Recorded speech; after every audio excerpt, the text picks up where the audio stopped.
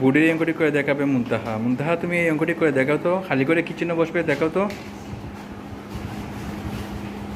হ্যাঁ,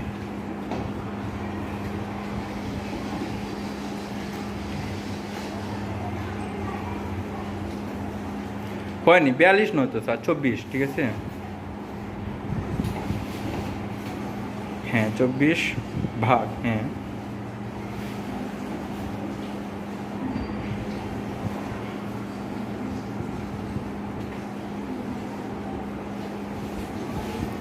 কত হলো?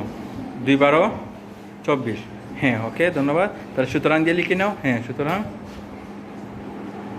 হ্যাঁ 24/12, হ্যাঁ যা আছে তা লিখো, ভাগ 12, খালি করে লিখো। হ্যাঁ হ্যাঁ, তাহলে 3 লিখো। তাহলে এই বক্সের মধ্যে কী হবে, সমান চিহ্ন হবে না সমান